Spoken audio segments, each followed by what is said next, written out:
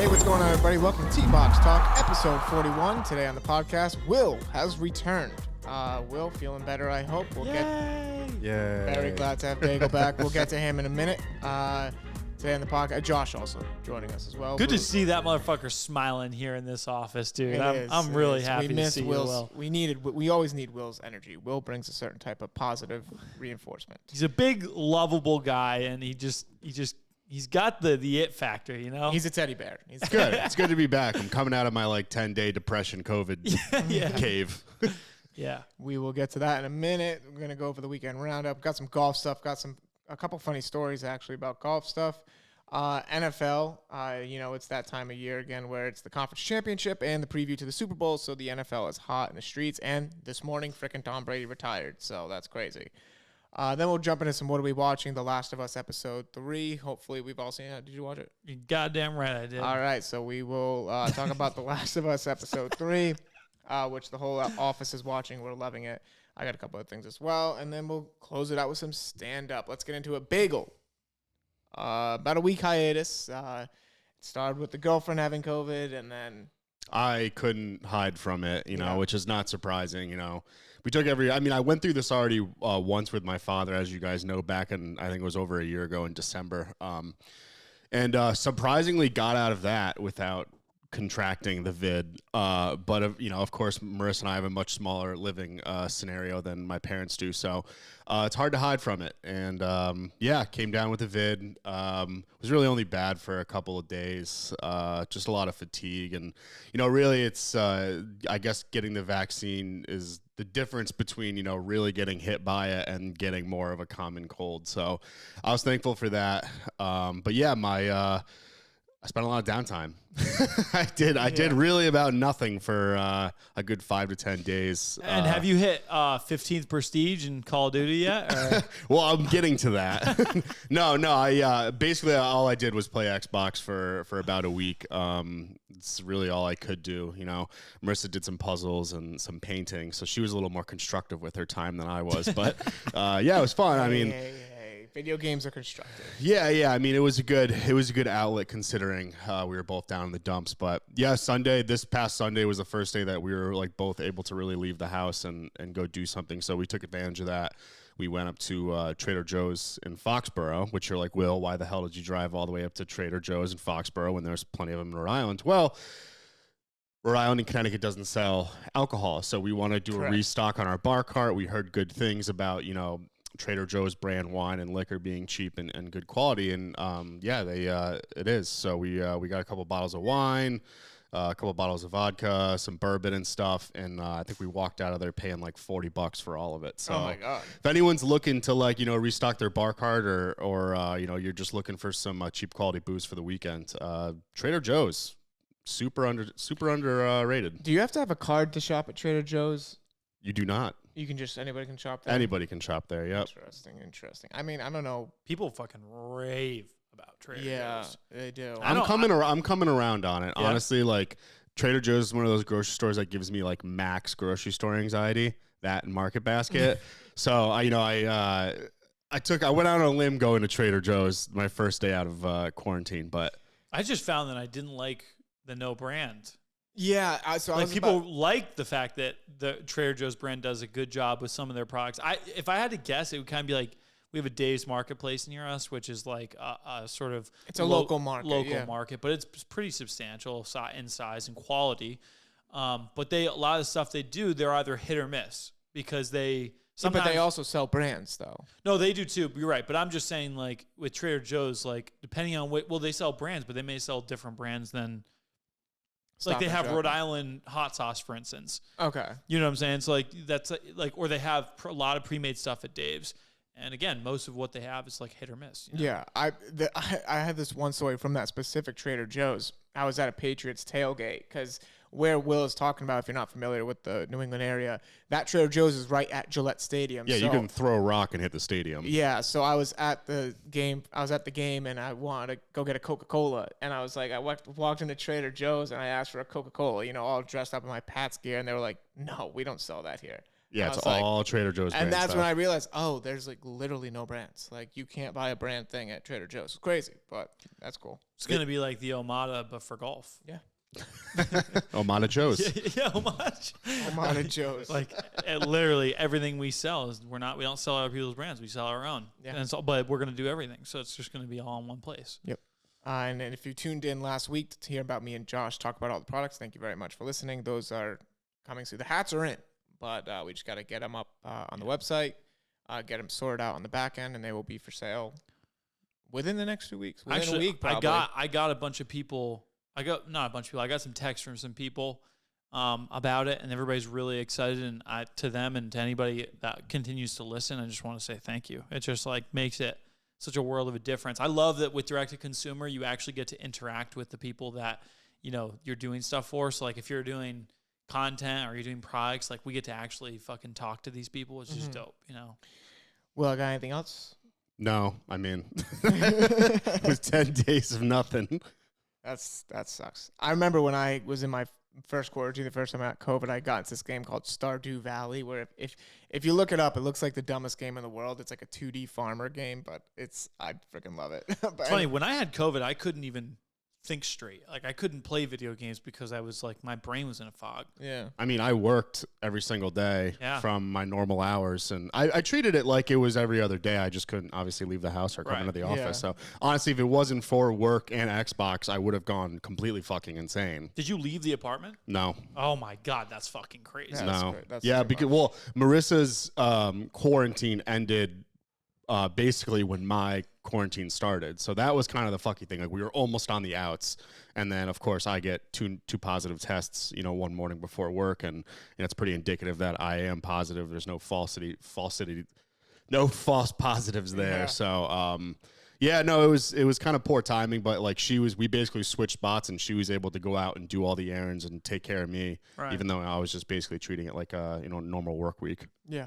Very nice. All right. So, my weekend, I had a surprise party, and it uncovered an irrational fear that I have that I didn't think I had, but I like have an irrational fear of being the guy that spoils the surprise party because I've never really been to a surprise party. So like the whole time I was like, because it was for one of my good friend's wives, and I was like, what if I accidentally text him and she sees the message pop up on his phone or something? So I was like just kind of like flying blind and like asking other people who were going to the party, like, hey, when are you going? Like, I'm going to come with you. And I did not spoil the surprise.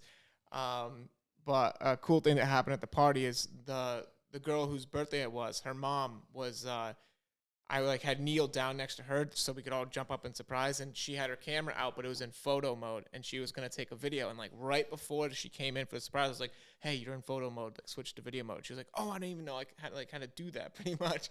So I switched it for her, and she got a video of the whole thing. So felt pretty good about that.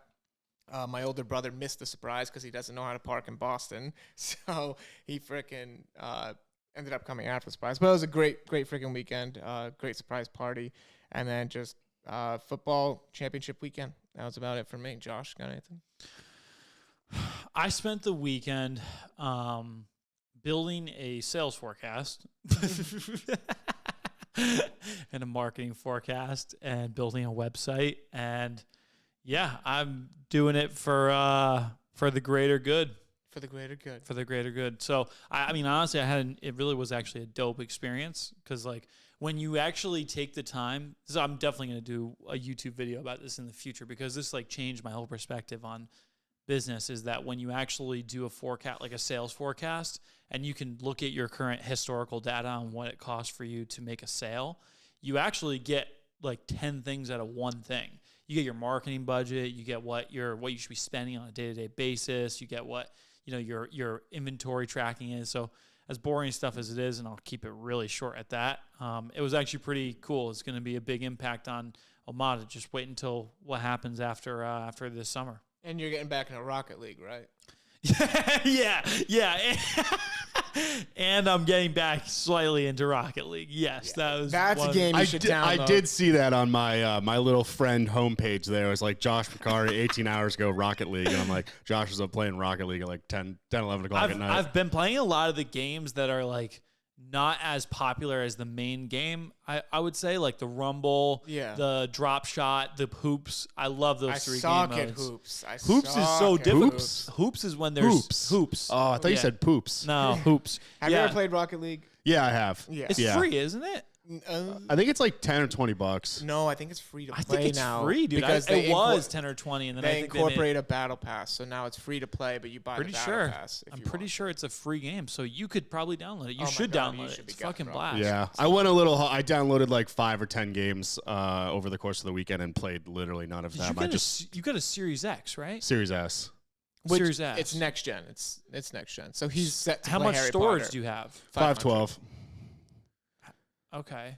But so how did you download 5 games? Like 3 of them were like 10 gigs and under, like Medal of Honor Frontline, SSX, like so. And I GoldenEye, that one just got remastered for Xbox, so I downloaded that one. How long did it take ass cheeks, but to download each game? You think? I have like 250 megabytes download speed. Wow. So Whoa! I downloaded Call of Duty in which is like 90 gigs. I downloaded that in like 45 minutes or an hour. Yeah, that's good. You son of a bitch. Part of that is the new Xbox. I can download you have good internet. Yeah, like SSX downloaded in literally 2 minutes. Yeah. So that's the beauty of it. Like I can just, if I don't like it, I'll just fucking uninstall it and try something else. I gotta tell you something. That's the beauty of the Game Pass too. Yes. You know, it's worth it. You know how I was like for like 2 months straight, I was gung ho on the fucking on the Oculus. Yeah. I gotta be honest. I'm starting to realize that the problem with the Oculus, there's 2. Is 3. The battery, the weight on the head, and the fact that most times I play video games, my desired outcome is to be lazy. Yeah. That's the biggest issue, I think, is that like when I played golf, whatever, I like the golf game in Oculus, I would fucking get a sweat broken out. I think that's my biggest kickback on it too, because I bought it, my father bought it so we could play together in the winter, and I think it lasted a week and neither of us have played since, which is kind of a bummer because I like the concept of the Oculus. It's just like what you said, like when I sit down and play video games, it's kind of like to detach from reality, not to like stand up and walk around my house and sweat. Yeah, right. I figured out that like my friends are way too lazy to want to play the Oculus. I totally realized. Now, here's the thing: is I still like it because every once in a while, when you just throw that thing on, and you're transported to another universe, and there are like some different games you can do. I think I'm gonna hold on to it, but it's definitely one of those. Well, I'm definitely not gonna like sell mine or anything, but like I will keep. I feel like it's like a future planning thing, like. Eventually, like in the next year, the games are gonna become fucking sick. Well, I don't think that headset is it. I think that headset right now is like you have that as like almost like what you would have like a Slinky when boomers roamed the lands as children. As like I feel like a Slinky kind of it was like you wouldn't play with that nonstop, but every once in a while, it's pretty dope to watch that thing go down the stairs. You know. That's a great analogy. That is a good analogy. Like I'm not spending. Just don't actually like for anyone listening, just don't kick your Oculus down the stairs. Well, I'll say the fucking download speed on the Oculus sucks. Like when I'm trying to update a game, it takes forever to do it. It's really annoying. I don't know if it's my internet or it's the system itself, which isn't built with a good internet processor. There are things in Oculus that you would like that we really don't use that you also could do that would be really cool. Like watching a movie. I think that Netflix has to be the biggest one. Is the fact that you can lay flat down in your bed and like be in a movie theater. I think that's pretty dope. See, like that. That doesn't interest me. I'm out on that. Oh, wow. Like, oh, wow. My biggest annoyance with it, too, is that, like, you charge it, and then you forget to turn it off, and then you come home from work wanting to play it, and then it's fucking dead. Yeah, it's always And then it takes, like, 2 days to charge again. Yeah. And it's just, like, this cycle of not being able to play. I will say that extended battery life, that Extendo battery, gave me about 3 hours of playtime. That's fair. Which no one else has. So I'm the only one that can play for 3 hours. But you also should never be playing for 3 hours straight. Like, well, here's another thing. Okay, I keep hearing this, and I know that this is like I don't want to. You just tell me if we're delving too deep here. We are, but I want to hear it. You know, like so with the Apple Watch, with the Oculus, even phones specifically. I heard there was somebody. My dad was telling me that one of his friends had for years he was like putting his laptop on his legs and he actually got cancer in his legs. Yeah. And the thing I'm like more concerned about, the phone under the pillow, that was the other big one too. Right. I don't know. And then I heard another urban legend. I heard another guy, a truck driver, who had his cell phone, he would like have it be like around his like crotch area, and he got testicular cancer from it. So like there's this idea that like, look, we've like kind of barreled forward into electronic use, and now it's becoming like super in tandem with our bodies. But I'm just wondering, like, how is there a detrimental effect that we can't yet see that's coming from that? Like if you strap an Oculus to your head for 3 hours multiple times a week, are you just like gonna go blind? Or get cancer or something of the brain? Like, I don't know. It's kind of like my thing with it's like my thing with headphones. Like people, like, you know, 50 years ago, 30 years ago, there were no like high def headphones like there are now, but now everybody walks around with earpods or Beats like blasting in their ears all day. What happens if like 50 years from now we find out that everybody who's been doing that just goes deaf? Like that always kind of bugs me out a little bit, because like we don't know. Like it wouldn't surprise me, but you know, my AirPods are in all day, and like I never wear headphones. I mean, you know that I probably piss you guys off in the office listening to music all the time, but so you're probably safe. We're gonna move on before I get too scared and have a PA panic attack on this freaking podcast. Let's move into some golf stuff. I got a quick thing here. Pretty cool story. So Max Homa won the Farmers Insurance Open, right? He wins $1.5 million over the weekend doing this tournament. And then 2 days after the tournament, he went to his local municipal course to play in a skins game, and he won it. Yeah, he won $400. Yeah. That's how you celebrate 1 and 1.6. You just go win a quick 400. See, now I think that's pretty cool and pretty fun, because I think like, yeah, like maybe the guys, first of all, no way he accepted the money. So I think it's pretty cool that he went and played in it, because I bet you he probably gave the money to the runner-up guy, I would assume. But also like to be playing like at your local municipal like little skins tournament, and Max Homa shows up like a PGA golfer, that'd be pretty cool to like try to beat him or something, because he only won by 1 stroke. Really? Yeah, which is wild. So I don't know. I thought that was pretty funny. He goes from winning $1.5 million that one day to 600. I thought the number was like $600 something 2 days later. I don't know how I feel about that. He's turning into like being one of golf's most beloved players right now. That's also like I've seen a lot on him recently, more than ever actually. But the interesting part about that is, does that sort of fall under that? Well, okay, but so he has very obviously a very legitimate handicap. So I'm sure that probably factored into it, right? Yeah, I'm assuming. Yeah. So I didn't because I read the article on Golf Digest. Then it just becomes like almost like a swindler's game, you know? Like he could just bump. Like if you think about a PGA Pro level player, could just bump around to golf tournaments all across the country and just like win out. If Max Homa showed up to the Iceberg Open, I'd be a little pissed off. Yeah, that's my point. It's like I'm looking at like what you just said instead of what he's saying. I wouldn't be excited to try to beat Max Homa. I'd be like, sick, Max Homa's here. Fuck, Max Homa's here. I don't know, because what if you did beat him? Colucci, let me help you understand something very clearly. You look me in the eyes. You are never going to beat Max Homa at anything golf related. Maybe golf customer service. You got him beat. Oh, yeah. Without a doubt. I got him beat. Unmatched. I thought that was a pretty funny story. If anyone else has anything golf related. No. I've just been keeping a close eye on. Bubba Watson officially went to LIV. I thought he was really. I thought he already was LIV. It was always rumored and kind of reported on, but like now it's official. He's gone. Yeah, I saw on Golf Digest that he made some remark about like his son watching it, and like I don't know, he made some comment about it, and like literally everyone called bullshit on it, and like yeah, he said something about how his kid likes to watch it, and it's like no, you're going because you want like the $100 million. But you know, a lot of people like on that Golf Digest account are like the crusty, salty like PGA diehards that like just have no like acceptance of the LIV like being like a legitimate golf entity. So I don't know. I've just been watching the Rory. Did you hear about T-Gate? Obviously. No, I've not. Oh, well, like, I don't know if this was at Farmers, but Pat Reed, obviously, was always at the center of controversy in the golf world. Yeah. Pat Reed went up to, like, shake a couple guys' hands. Rory was there. Rory just flat out ignored him. And Pat Reed flicked a LIV Tour tee at him on the range. Ooh. Ooh, and that's basically the fucking story. But like Pat Reed was saying how like Rory's been ignoring him and like he's acting like a child, so Pat Reed's gonna treat him like a child. But Rory's like, dude, you fucking subpoenaed me on Christmas Eve. Like, obviously, I'm not gonna talk to you. Yeah, he did sue like a bunch of the hear players. about this. Yeah, for slandering him. That he like sued a bunch of them. He's a bitch, dude. He's a bitch. You subpoenaed me on Christmas.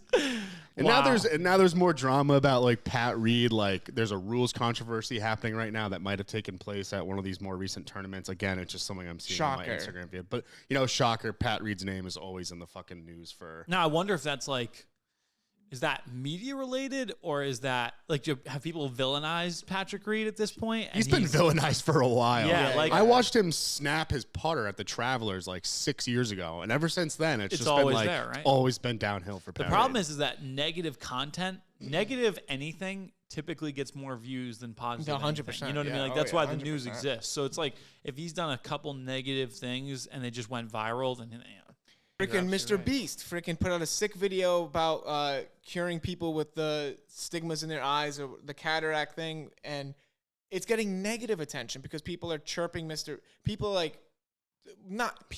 some people with decent followings are like on Twitter saying that Mr. Beast uses people for his videos, and he's like, Mr. Beast like tweeted out like, I can't do anything right. Like I try to help people say I'm a shitty person using it for views. I don't do enough. I do something and people say I'm not doing enough. It's just crazy. It's just. I mean, he look, Mr. Beast he's a king, and the reality is that the reality about Mr. Beast and Jimmy is that he's just a fucking great guy. Yeah. And the odds are that you can see right through the content if you just go look at any of his fucking interviews. Mr. Beast should be the hero of everyone's fucking world right now in the content space. It's just, and you know what? To be fair, he's a pro. He knows that he knows about the internet. He knows that there's. He does do clickbait. That's what he. I mean, but he's also aware that there's going to be positive and negative reaction to everything and anything. Right. We know that. I mean, we're small and we get that. You know what I mean? Like. And he just takes it in stride. He's just like, I'm gonna keep doing me. And I think he's also done okay. I mean, I think he's built like a billion-dollar empire on fucking. There's also just a point where like you get so much negativity that you drown it out. It's meaningless. Like I remember like when I was never big on like being involved in social media when I first joined Omada, and then I get involved in videos and there's negative comments said about you. And at first you want to attack back, and then you just get to a point where you're like, I don't give a fucking shit. Say whatever you want. So, I mean, he's definitely way beyond that point. Yeah, what's he going to respond to? 82,000 comments? In in 1 hour.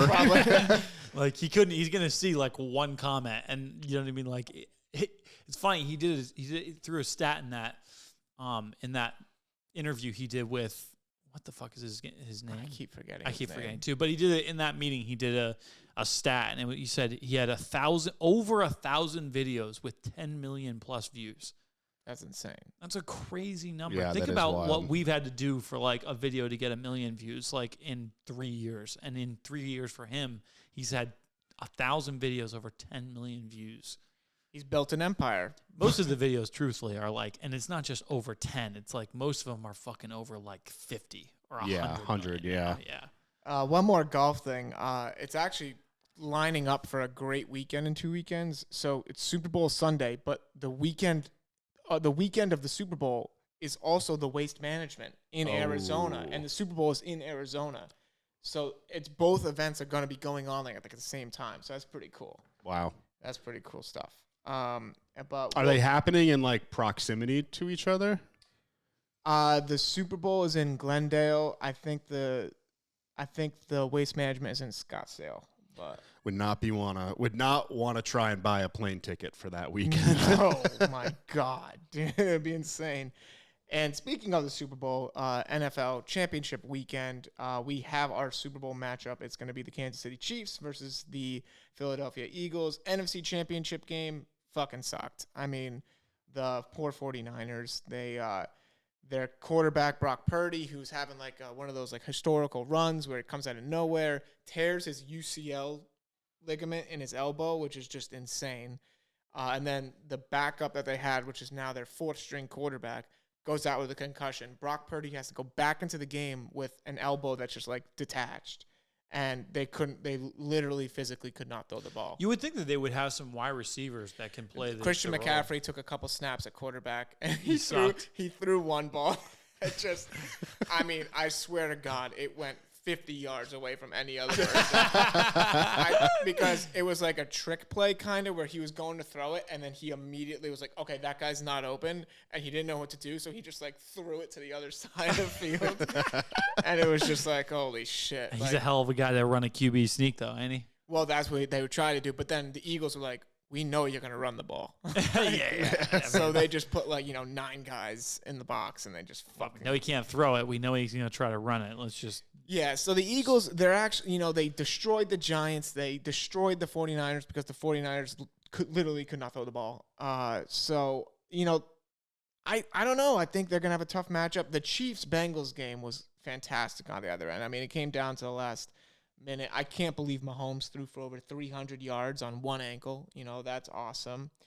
But, and then, of course, the play, what's crazy is the play that won them the game, where he scrambled and got the 15-yard penalty.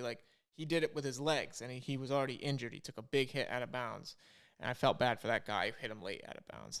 That sucked. But, yeah, so it's going to be Chiefs-Eagles Super Bowl right now. Tentatively, I'm taking the Eagles. I'm taking Birds. Birds. Yep. Go Birds. I honestly I'm going to guess that 90% of people are going to go Eagles. I'm specifically not going Chiefs because Jackson Mahomes and Brittany Mahomes are back on social media being really annoying. Absolutely beyond annoying. And I can't fucking stand it. And I don't dislike Pat Holmes because of it. But for that reason alone, I'm going Birds. That's so Go funny. Birds. Go Birds. But I also think that, they've just been there's a lot of teams that were dominating, and then they were exposed later in the season, either to injury or to just lack of performance. And now you have a situation where you have one team that has performed, but they're half their offense, which is the core of their strategy in the past, is injured. Yeah, the Chiefs lost 4 wide receivers in the game. And let's not chalk it up to 4 wide receivers. They're on the verge of losing fucking Travis Kelce, right? Yeah, he had a good game, but he was having back spasms. But not the good news for the Chiefs, Juju Smith-Schuster, Kadarius Toney, Kelce, that you get 2 weeks in between the conference championship and the Super Bowl. So those guys should be able to get healthy, and Mahomes should be able to get to 100% or at least close to 95%. Right. So I think they're going to go into the Super Bowl even strength, which should be amazing because I think it's going to be a great game. That comment Kelce made at the end of the game was fucking hilarious. Where he called out the mayor. Yeah, he's like, stay in your lane and You jabroni. You jabroni. Yeah. I think it was an OG The Rock quote. Yeah, right. So it was word for word. It was The Rock. And it's because the mayor of Cincinnati, he did this corny ass video where he chirped the Chiefs and he said the Joe Burrow was their daddy and stuff, and so as soon as the Chiefs won, Kelce went on the stage with the microphone and freaking called him out and called him a loser. And the Cincinnati mayor, you can't do I gotta tell you, the drama in sports in the last year or two has just been great. But it's electric. It's so fun. I love it. I also do want to. Did you guys watch the DeMar Hamlin video? No. that the Bills put out. Yeah, it was a long video where he basically is thanking. He's literally going name by name and thanking all these people for basically saving his life. Yeah, damn, really? Yeah, it's a really, really heartfelt video. I watched it while I was brushing my teeth last night. Did he say anything about what did he just black out basically? Yeah, he put a lot of emphasis on the medics and the people that worked quickly to get him, into a hospital and get his heart. From his, remembers. I was going to say, I don't from think his he went state of consciousness when he went down. I don't think. As I recall, he didn't really go into great detail about what happened. It was just more or less a reflection and apology video. Was he functional in the video? Was he moving good? Yeah, he went to the Bills game. So I saw that, but no, that it's all bullshit. That is all bullshit. The clone. Yeah, there are some people who are trying to say that the NFL is doing this deep state conspiracy, sending a body double to the game to protect their image. It's holy shit. Sometimes it was everywhere, dude. I know. It was everywhere. I didn't even see that, and it was all the comments on the thank you video that DeMar put up last night was I can't believe fucking people like said he was cloned. I'm like, what? Yeah. It is insane, dude. It is insane. But that's what happens on Twitter. Twitter is a wild place. Twitter and Reddit are just crazy. And this morning I wake up 8 in the morning, freaking Tom Brady, sayonara. He's a See ya, bitch. Yeah, dude. I was downstairs in the other office, and I heard someone from the other room go, "Oh, did you hear Tom Brady retired?" And I was like, "What the fuck?" Like, yeah, he put out. It's a quick 1-minute video, and he's like, "Listen, last year I did this whole emotional retirement. Not gonna do that again this year. I'm done.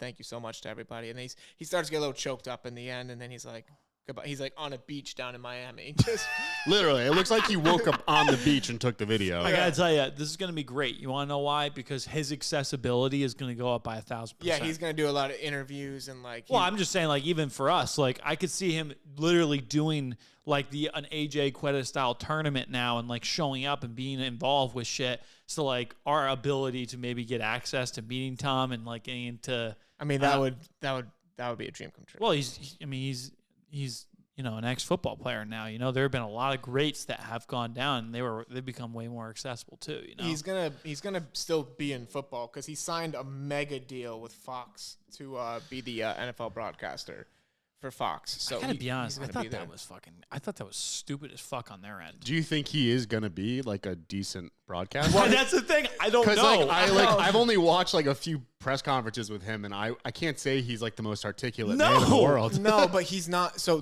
he's not gonna be like the play-by-play guy. He's gonna be like the Tony Romo, who like.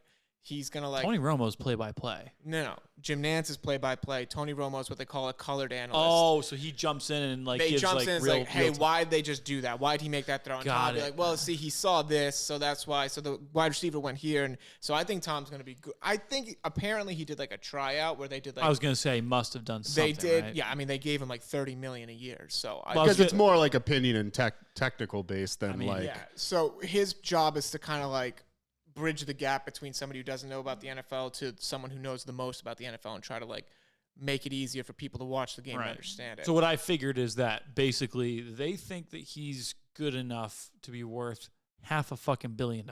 No, 30. No, 30 a year, but they signed a 10-year contract. Yeah. So it's like 300, and it was even more than that, I think. It's I close think it was to $500 million. It was like $400 million. No, I actually think it was, I know it was the highest paid, he's the highest paid announcer of all time. So, which is crazy because that's all based off of trial games. But that's my point, is like they must really think that Tommy Boy is going to do a good job because that's fucking nuts. Do you think he's going to, because I think Colucci, we already talked about this morning, but do you think he's going to make amends with Giselle, and do you think they're going to get back together? I actually was thinking 100%. Really? I think so, too. I think so. I think that divorce, like, it is almost like, actually, what the fuck do I know? You know what I mean? Like, I'm not in the fucking room with them, but... Yeah, like, if they actually sign the papers, then maybe not. But if they just start the process, maybe they'll get back together. They got a full fucking family now, Like, they got, like, what, 4 kids? 3 kids? But one of them is not Giselle's. He's got 3. He's got 2 kids with Giselle, 3 if you count the whole family. They're going to see each other enough that if he's not playing football, and from what we know, that was, like, the big thing... they probably will get back together. But not for nothing. He's got a girlfriend right now. No, right? Well, I mean, maybe he does, maybe he doesn't. But the whole being an NFL analyst, you still travel throughout the whole NFL season from game to game. Like they just send you all over the place. So maybe he won't. So maybe they get back together. Maybe he unretires from football again. Maybe they get divorced again. Who knows? He is kind of a wild card at this point. He's a wild card. He could come out of retirement at 50 and probably still make it, and the top third half of the pack, dude. Yeah, but Tom is a hero of mine, so I bid you well into retirement. Bid you well, Tommy. You deserve it. And that's going to wrap up our football segment. We're going to go into what are we watching? The Last of Us. This show is about to take over. Taking over. This show is about to take the fuck over. Like, I don't know how they did it, but they did a whole romantic story in an hour 20 that felt like 3.5 hours, but also at the same time had great pacing. Right? Yeah. I don't know how they did it, but it was fucking wonderful. Like, it was amazing. All right. So I don't want to make it super like PC about how they did that episode, because here's the thing that they did so well in that episode was they didn't make it PC. That felt authentic to me. It's, you know how like so many movies you watch now, they're throwing they're throwing like agendas at you. Yes. You know what I mean? Like they did. I watched the Disney movie and it was Encanto, I think. Or was it one of the? It was the one where they're like in the body and whatnot. You know what I mean? Inside Out. No, like it's one of the new ones. Remember, they just came out with it where they're all inside of like they're all an ecosystem, and then they try to do like the save the earth. Okay, you guys probably didn't see it, but the point is that they were throwing like 10 or 20 different agendas on you. This was a legitimate fucking story of like love and also fucking, you know, loyalty and care and hardship.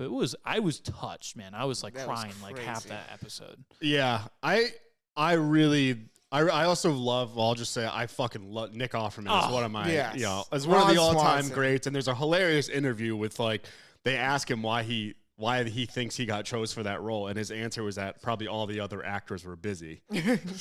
Which, you know, and then there's like the scene where he writes like in the letter, and all I can picture is him chasing fucking Chris Pratt around the parking lot going, Andy, wait up. Yeah. So I mean, but that showed, that episode specifically was it was really touching. And although I didn't shed a tear, I think Marissa cried for an hour and 20 minutes straight. And, you know, it was maybe even more than The Whale. So, I mean. Dude, but it's the realism that they're fucking throwing up. Like, dude, that's the. Can I say this? Yeah, you can spoil it. Fuck it. Yeah, dude, it's already come out. This is appointment television. You should be watching this Sunday at 9:00. I agree with you, Andrew. I agree. If not, like the very next day, you know, second you get home from This work. comes out on Thursday. You're fucking all right. So when the Marauders come and there's that sequence at night, the fucking real feel of that and how they portrayed it, oh my God, dude. Like, I was on the edge of my seat, dude. Like, and it was, the timeline jumps all made sense. The story was completely consistent. It was fucking awesome. Did not expect either Ron Swanson to survive. So when they did that flash forward, it was like, oh, thank God. Dude, the twists. How about the fucking twist in the beginning? That's what I loved about his story, is that he was this, they did the Ron Swan. They know you know who he is. Yeah. So they do the macho, like he's going to survive on his own. He's chopping wood.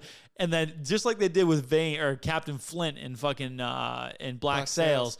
And then they give the twist where he falls in love with another guy. It's like, and you're just not anticipating that. It's so off brand for him that it was so, then it takes you away from that Ron Swanson feeling. Yeah, it was good. And his traps were sick. Like his fire traps were freaking sick. His whole, now I think it's a little unrealistic that he's the only one left in the town, but I kind of get it because they started bombing right away and stuff. And I guess he's far enough away from Boston. He's only 10 miles from Boston. But, like, the fact that he just went and turned the gas back on for the whole town, like, that was kind of, I was a little like, okay. But I was okay with it. And it was definitely like a little bit of a slower episode. But now it sets it up. Also, I'm predicting he's not dead. They never showed his body. They showed the open window. You know the other guy's dead.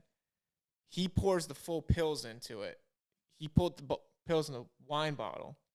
And he drank one glass from the wine bottle. I don't think he's dead.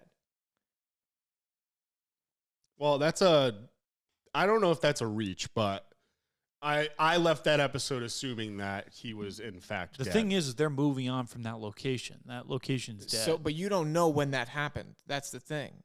You don't know when they did the wine night to when. Right, but the lights were still on, so the power management, and then he says in the basement, he says every couple weeks when it's not chance. So yeah, it could be weeks. Yeah, so he might have woken up and not been dead and been like, holy shit, I didn't die. Like, what the fuck? I don't think so. That would lead me to question why he would leave the grounds then. Like, if you have like a safe. Because he built the grounds for him. You know, they built it together. So maybe I don't know. It's a reach, but I don't know. I like the character so much. But why? You know, like where I'm trying to figure out where you're like why do you want to think that? Because I don't want him to be dead. I thought he was a great character. Oh, no, that episode was. Dude, that episode, to do the budget of having a full fucking town, building, and the building sequences were insane. I mean, they built so much shit in there. And then in addition to that, like the fact that they did an hour 20 episode with such a big actor and then did this cinematic story. I think that's it. I think it was a standalone movie is what that was. Yeah, right. You know? And if it is, that's it for those characters, I'm okay with that. But I don't know. I just wishful thinking. I hope he's alive. But 2 more things I will say about that episode. That beginning intro sequence where he realizes that he's alone finally, and he just basically goes around looting and like turning like everything back on. That was such a good, weird, heartfelt scene. Like everyone's dead, but like at the same happy. time, like he's happy. Like he speaks for a lot of introverts, I think, like during Doomsday. And then also shout out Cumberland Farms. It was great seeing Cumberland Farms in that episode. Yeah, dude. Cumberland Farms was built. You know, Cumberland Farms is really actually Cumberland Farms. I didn't know that. That's the first Cumberland Farms was built in fucking Cumberland. I did not know that. I thought they were based in Massachusetts. I thought Cumberland Farms originated in Mass. The first Cumberland Farms was in Rhode Island. And then they expanded so far and beyond that it's global now, or national. Awesome. But I also think in that episode, one of the last things I wanted to say was little confused. And I've never played the game, so I don't know. But what's his face is being a little bit of a dick. Joel's being a little bit of a dick to the girl. Well, they just met, and the girl doesn't deserve the dick. But you Joel. could argue that if it wasn't for having to transport this girl, his girlfriend wouldn't have died. But let me ask you a question, Andrew. You're in a zombie apocalypse. Everyone you've ever loved has died, and you have a girl sitting in front of you that is completely immune to the infection of zombies. You don't look at that maybe as a little bit like, wow, I have the opportunity to save mankind? I don't know. Maybe he'll start to change his tune soon. He better, because I think right he now, will. Yeah. He's being a little bit of a sourpuss. I'm sick and tired of him. I know in the game they become very close. So I'm excited to see the progression of that and see where that goes. But I don't know. The Last of Us is freaking awesome. Speaking of not so awesome, that 90s show, I couldn't even get past 2 episodes. That show fucking sucks. Horrible. Not even going to bother. The first 30 seconds actually are worth watching because you get to see all the characters. Like it's all the cameos Yeah. from like the original show. Yeah. Like the first episode has all the good cameos in it. And then once that's over, then it's just Fez comes into the second episode, and then I was just like, this is too much. Once you realize the show is actually about the new group of kids and the cameos aren't going to be in it from that 70s show, I was out. Because Red is hilarious, Kitty's hilarious, but none of the new kids I liked. Yeah. And then Josh, you watched the new Eddie Murphy movie, right? I did. The Jonah Hill Eddie. Did you watch that, Will? What was that one called? I actually don't remember the name of it, but like You People. You People. You People. I saw it. Mark Adamovich, I think, watched it too because I saw he posted it on his Instagram story. I couldn't tell. I always know what he's watching based on the Instagram story. So I couldn't tell though if it was. Is it really? I couldn't tell if it was a new movie or an old movie because I feel like they made a movie a while ago called Funny People. Funny People's a different, it's a different So I was movie confusing the two. Came out last week. Why are you saying it got ripped apart? It's just getting bad reviews. Like, what kind of bad reviews? IMDb, it's like at 5 stars. The problem with that movie Rotten is Tomatoes, that not you're that gonna. good. It's comedies in general, like they're just too subjective. Someone can be offended by fucking something, and that's the challenge. Like, take it from me, who. My brother's in an interracial relationship with a girl who is from Africa originally and whatnot. And I think that a lot of the things that they talk about are super real because anytime you like blend culture and whatnot, you're going to have some friction there. It's just because we only have one perspective innately that we walk through life with. We can learn from other perspectives, but we have our own and they're based on it's nature and nurture, right? So it's like, it's just, the biggest disappointment for me, I knew what the movie was the second I watched it. I knew the plot of what it was going to be. I knew everything except that Eddie Murphy is a different person now, I guess. Like his interviews on Jimmy Kimmel, his fucking, how he's coming back into the world. He is polar opposite from what he was once in the media. Like crazy, like totally different. He's not like Haunted Mansion. No, he has no energy. Freaking love Haunted Mansion. He kind of talks like this, like really softly all the time. And he just kind of doesn't really move much for anybody. Like, so, like Eddie Murphy was like, yeah, loud, yeah. Yeah. So he's calmed down a bit, yeah. He was a dick in the movie. He was my least favorite character in the movie. That's what my brother said too. He was like, they made him too much into a dick. Wasn't even funny about being a dick. Will, got anything else that you watched? Yeah, actually. Poker Face. Oh, yes. I've been getting so many fucking TikTok ads for this goddamn show. Dropped on Peacock January 25th. They dropped 4 episodes off the rip. It's a Peacock original. Absolutely. The cast has been pretty loaded so far, but I just finished the 4th episode last night, and we got like a tease for the rest of the season because new episodes drop at 7 p.m. every Thursday now. So when this podcast comes out, a new episode will be out, the 5th episode, or potentially more. I don't know. I don't know if they're doing a 2-part release. Really fucking good show. Mm-hmm. Like, for me, it's on the Yellow Jackets, like, kind of like a show that was like maybe underrated to the naked eye, and then you actually watch it and you're like, holy fucking shit, I'm hooked. They're 45-minute episodes. I'm not going to give too much away, but Natasha Lyonne, she plays Charlie, the main character, and she can tell when people are intentionally lying. So she was really big into gambling. Like, that's kind of her backstory. Like, she was a big high roller gambler. And then as a result of something that happens in the first episode, she goes on the run and basically ends up solving murders everywhere she goes because she can just tell when people are lying. So she gets herself into these sticky situations. Every episode is different, but it does follow that same storyline that she's being chased by someone and she's on the run and she's kind of just like shacking up wherever she can find. Is it an anxiety show? No, it's like a comedy crime drama. It's from the same writers of Knives Out. Oh. So that's encouraging. 4 episodes are up right now. I would highly encourage you watch the show. Okay. Really, really easy show to binge watch too. Can do that. Like, I literally finished the 4th episode last night, and I was like, "Fuck!" Because I literally just wanted to start the next episode. Yeah. Yeah, I'm gonna watch. I like mysteries and thrillers, so I'm gonna watch that for sure. Josh, you got anything else? Yeah, have you guys seen that fucking hilarious, absolutely hilarious show? It's called Physical 100 on Netflix. No, but you've been talking about it. So fucking funny, dude. Is it a real show? Is it a reality show or is it fake? It's very real. They are. They're actually doing the competitions. Yes, but there's only been 3 different separate activities that they're doing, and like they're kind of like average activities. But it is kind of wild to see mixed match how like someone's strong and whatnot. How will that impact? Because like the games are speed based, strength based, endurance based, and you get these guys who are like huge fucking like not sumo wrestlers, but like all kinds of shit. I'll tell you what, the scariest thing I think I look at now is like the scariest motherfuckers out there are the fucking wrestlers. Yes. Those who can wrestle. Like actual wrestling? Like world championship wrestlers are the most dominating forces. They don't need to be big. They don't need to be fucking fat. They don't need to be fast. They'll just take you off your feet. Technique. It's all about technique. They know how to get out of any single hold that you put them in. So like it's very hard to take them down or contain them. Like there are guys in that show that are that just literally I watched this dude do it. He was half the size of another guy and he folded him into a pretzel. I'm not kidding. Like he literally folded him into a little sandwich.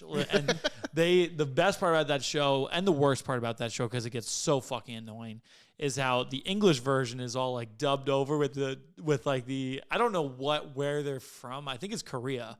I think it's like strict like predominantly Korean like it's participants. A Korean show. Yeah. And the shit they say is so fucking funny. Like they literally sound like children with the way they describe stuff because they You're talking about the English dub, right? Yeah, but like it's not even the dub, it's the things they say. They're like like something will happen and they'll be like, wow, he's so strong. And like, I fell, but I really wanted to look cool when I fell. Like I was really disappointed that I didn't look cooler when I fell. I didn't want it's just like ridiculous stuff like that. It's so funny. Yeah. Maybe I'll check that out. I definitely want to watch what did you say it was called? Poker Face. Poker Face. Yeah. I mean, they've been killing me with ads, so I kind of want to watch that. It worked. That's going to wrap up what are we watching. We're going to close out the podcast with a quick stand-up segment. Bagel, why don't you kick us off? Sure. So you guys know that stupid things irritate me. Like, just like, Yeah. common sense stupidity irritates me probably the most. It's one of my biggest pet peeves. And there's this new jewelry trend. Jewelry, it's always been a hard word for me to say. Jewelry trend that's been going around on social media, primarily TikTok. I've been seeing a lot of it. And it's this thing about permanent bracelets and anklets.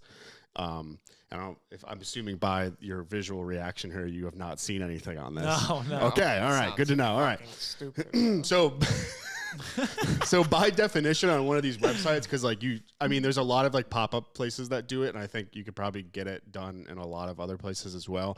But I found one of the websites that does it. You can make an appointment for it, and they describe this this permanent bracelet. This is their wording as a dainty gold chain that we weld onto you, creating a seamless bracelet or anklet.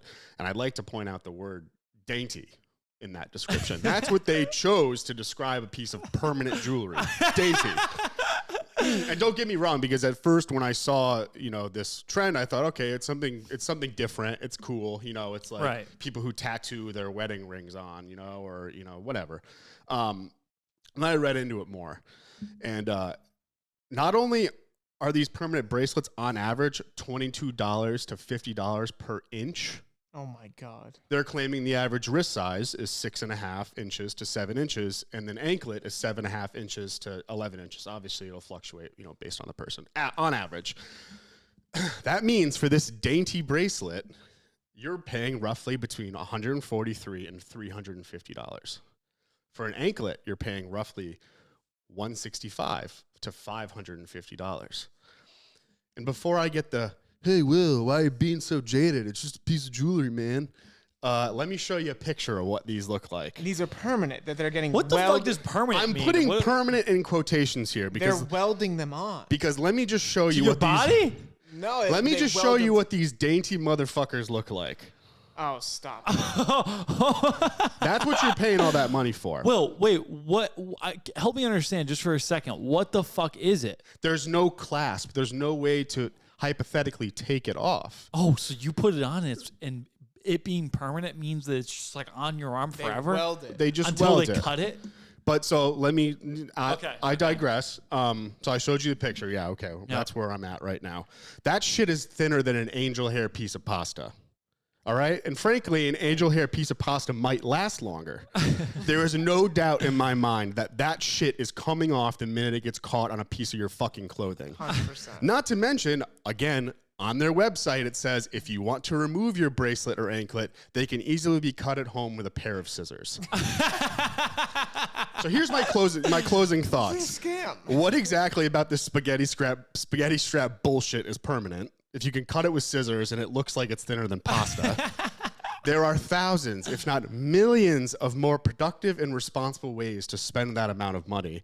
And 3, if you disagree with me, go buy a pack of fucking silly bands because you're silly as hell, and they're serving the same purpose for a 20th of the cost. I will. Bands. Bring That's back crazy. silly bands. This goes back to my original mentality is that no matter how much you think you can't sell something or however much competition there is in the world, there's always room for more shit to be sold. Kudos to the marketing because you clearly it's a trend. People are fucking doing it. People are paying that amount of money for it. Maybe it's just because it's not even that it's functional, but maybe just because it's so different and stupid that it just has some appeal because it's different. Less. It's almost like on the trend that if other people are wearing it, kind of thing, you'll wear it. You know what I mean? Yeah. Just like silly bands. Silly bands freaking blew up. You remember silly bands? Yeah, I think. Guess what? A silly band won't get caught in your clothing, and you can still cut it with a piece of scissors. I don't know if I remember what a silly band is. Silly bands were the bands that they were the shape of like an animal or an object, and you would put it on your wrist. That was it. And then you could. I assume little girls are the ones they're targeting on this, right? I would assume it's children. It's like not children. It's like a trendy TikTok thing, people see it on TikTok and they want to go spend $300 on a piece of pasta. Because it reminds me of the Alex and Ani trend. I mean, that was I'm not saying that was any more or less valuable, or good or better or worse idea. I'm just saying that that stupid little charm bracelet blew up and became $1 billion company. I mean, at least the positive with that was that there was like the whole concept was like an upsell. Like you buy the bracelet and then you buy the charms. And you can keep buying charms and swap them out. So I think that one makes a little more sense than this that absolutely frustrates the hell out of me. Marketers are the winners, dude. I'm going to become a chain guy. I just bought 2 chains off of Amazon. Freaking $15 each. They were on sale. They're $50 chains. They're selling for $15. I got a silver one. I got a gold one. I want you to do something for me. I'm a chain guy now. I want you to do something. I also am starting to research tattoos to get. I'm thinking about video game characters all up and down my arms. It's going to be sick. I'm starting to get a little concerned at leaving him alone at night. I'm starting to think I might need to like take a visit to him. The wheels are turning at 12 a.m. Andrew, what happened to your screenplay you were going to write a week ago? That was why it was a joke. I knew it was going to leave my mind ASAP. It's gone. It's over. We gotta bring you back to reality sometimes. And I will say that a tattoo would be nice, but can we do it with something that makes it you look a little more like I don't know, like artistic. I'm doing I want to do a sketchbook on my whole left arm where it's going to be like they're not all going to be connected, but they're just going to be different things, and it's going to be awesome. Patchwork. Is that what it's called? Patchwork. So they're not all connected. It's just like a bunch of different things that are somewhat spaced out from each other. But yeah, and each one has like a story or a meaning, or it's just cool. Yeah, it's patchwork. Yeah. Patchwork. Well, you gonna have Super Mario on your fucking arm? No, but I'm gonna get the. I want to get the guy from Fallout, the Fallout shelter guy. Okay, that's gonna look really weird on you because you don't scream out macho Fallout fucking guy. I mean, it's like no. I'll show you what I mean later. It's the Pit Boy guy. Oh, okay. The that's little Vault Tech guy. That's kind of cool. Yeah. That's actually I like that a little bit more. Do you? I like it a little more. In my head, I had that like if you had like a sleeve or something like what Will has, and I think you could look fucking really cool. Like I don't want a sleeve. Okay. Yeah, well, you get started on tattoos and you see where your opinion changes down the line. Once you break the seal, why not open the floodgates? You know, one turns into 20, and then 20 turns into 40, and then you've spent thousands of dollars on tattoos. Right. You can't go back. All right. Well, speaking of things that I just randomly, I got a couple things here. Speaking of things I just randomly get into, I've turned back into a masochist because I re-downloaded Elden Ring, and I'm not so sure you know what masochist means. Someone who enjoys pain. For sexual pleasure. Yeah. That's part of the joke. but you freaking jumped in and you ruined it. Well, no, I just this fucking kid. That was the joke. That was the whole joke. Boo it.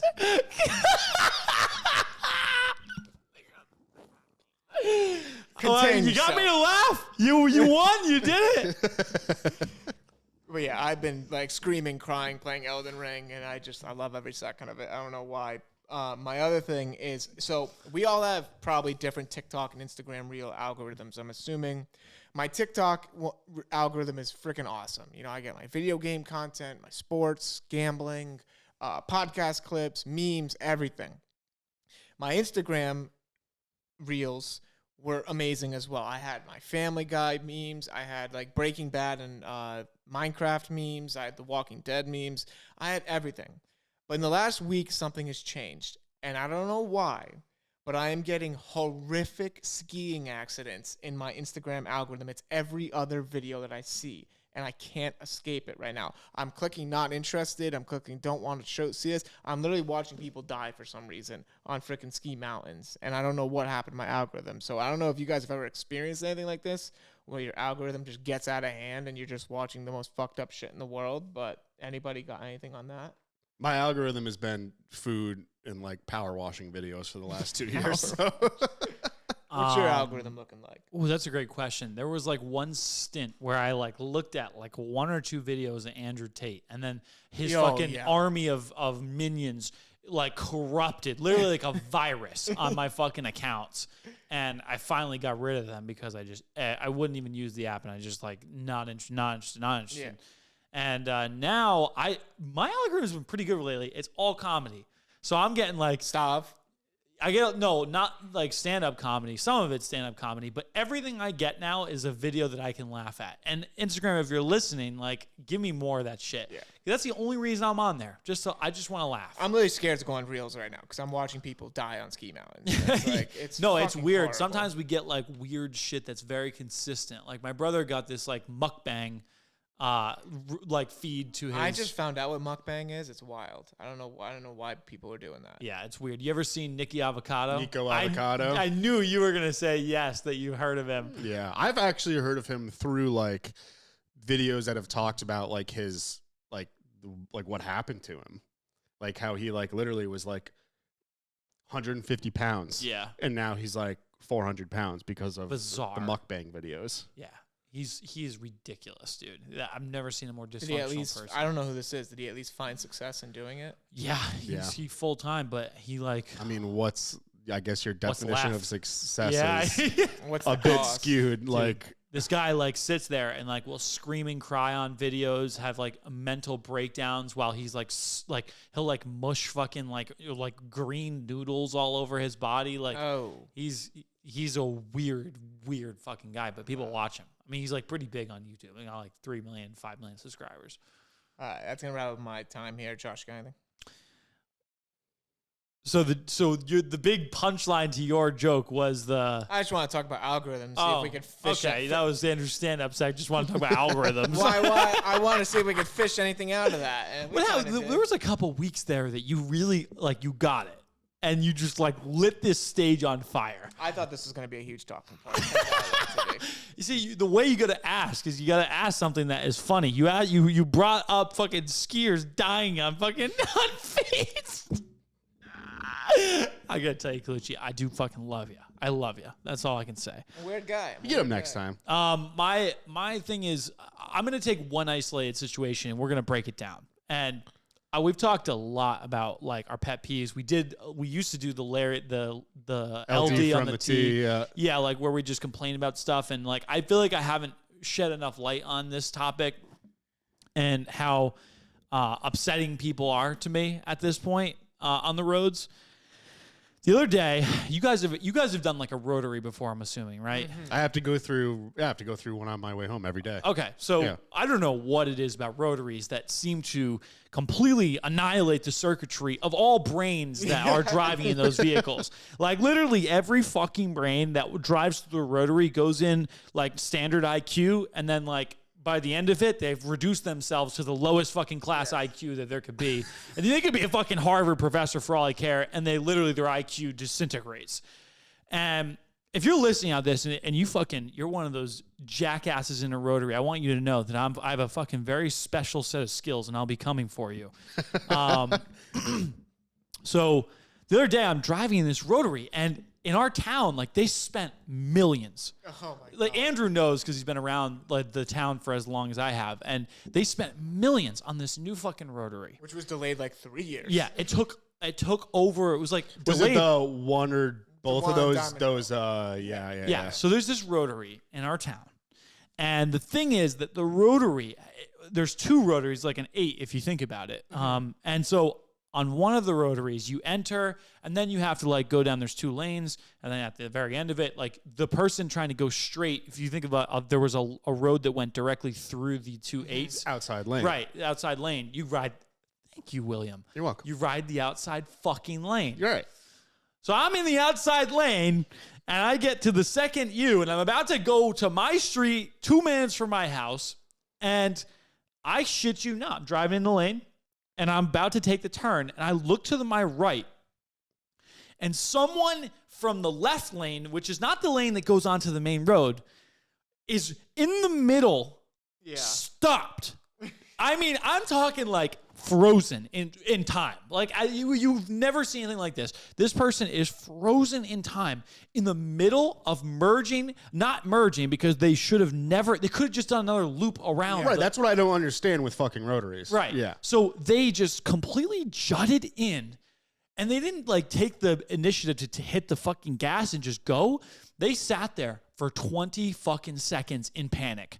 And like we're lodged in the middle of that second lane, and they were never supposed to be there in the first place. God. Those are busy rotaries too that you guys are talking about. You need them. It's so dangerous.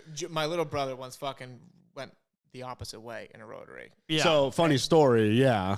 They installed the first rotary ever in like Kentucky a few months ago, and people were literally like driving backwards on it. Yeah. I mean, it doesn't surprise me, Kentucky. Like fuck those states. They're driving backwards. What the fuck happens to people, dude? It's literally like a disintegration of intellect. I mean, it just doesn't exist. It's a parallel universe. You are going into a fucking vortex when you go into a fucking rotary nowadays. So I have to go through the Twin River rotary on my way home from work every day. That one's horrible. And so there's two things I'll say about that one. People take the inside lane, so they do that. They get in the wrong lane, and then instead of just going around again, because the inside lane goes to Twin River, the outside lane goes straight down Twin River Road. And a lot of people get into that middle lane, and then they realize they have to go straight. So now they I've almost seen several accidents happen because they cut across and go out the straight lane, which is essentially what you're describing, except that person just locked up. The second thing, and I've never seen this in any state before, and I think I've talked about it on this podcast before, Rhode Island has a problem with the right-of-way. Oh, yeah. There is, I would say, half the drivers around have no concept of what right-of-way means. You'll go and burning 60 miles an hour down Route 6 and come to a screeching halt because someone decided to let someone out in the middle of the street. And that same concept applies to rotaries. Yes. If you're in a rotary, you do not stop. You can't. You'll kill everybody. You don't stop. You don't let the person with a yield sign go. They are yielding. You continue your fuckery and go home for the day. The thing that I just don't, the biggest part is that if you're in that left lane, and you're trying to just cut, they're just directly cut. It would be the equivalent of being a 3-lane highway, wanting to go to the third lane, and just not even putting a blinker on, and just driving into the third lane and cutting that middle lane off. It's like that Family Guy meme. It's like, good luck, everybody else. Yeah. Like, I'm going to cross 4 lanes. Like, and I'm sitting there, and I guess, okay, and I thought, it's come this far, and I'm just like, holy shit, I'm in disbelief. And then I go on Facebook. I was looking at the Phantom Farms press release that they were doing because my dad's like all up on that. And I went down. There was this page. They built a page for Cumberland, Rhode Island complaints. Oh no! And sure enough, there's a whole fucking docket of people that are complaining about the complexity of the rotary in a fucking group on Facebook.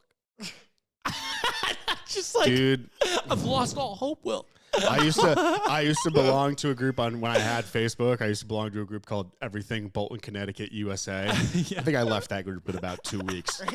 And then I was like, you know what? I kind of want to go back with a different approach. So I made a fake Facebook, Lon Doherty, this nice 64-year-old man.